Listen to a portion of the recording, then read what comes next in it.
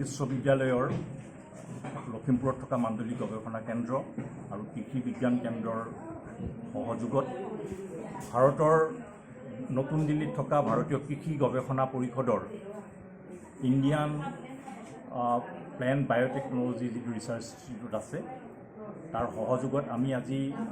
লখিমপুৰ আৰু নাওবৈচা এই দুটা বিধানসভা সমষ্টিৰ প্ৰায় 2 কোটি কৃষকক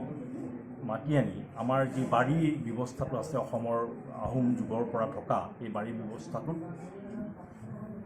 আমি কেইবাবিধো ফল মূলৰ গছ আজি বিতৰণ কৰিলোঁ আৰু 4খন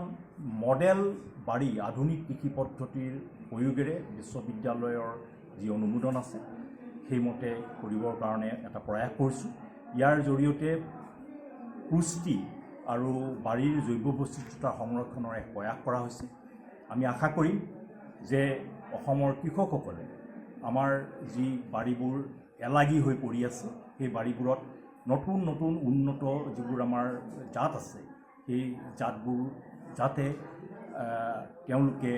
পুনৰ ৰোপণ কৰি আৰু বাৰীৰ যিটো ব্যৱস্থাপনা থাকিব লাগে, যিটো প্ৰতিপালন থাকিব লাগে সেই প্ৰতিপালনৰ বিষয়ে আজি এটা প্ৰশিক্ষণো দিহা কৰা হৈছে। আৰু এই ক্ষেত্ৰত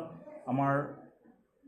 লখিমপুৰৰ যিটো কৃষি বিজ্ঞান কেন্দ্ৰ আছে আমাৰ বিশ্ববিদ্যালয়ৰ তেওঁলোকেও প্ৰয়াস কৰিছে আৰু মোৰ সৈতে মুৰব্বী আছে ডক্টৰ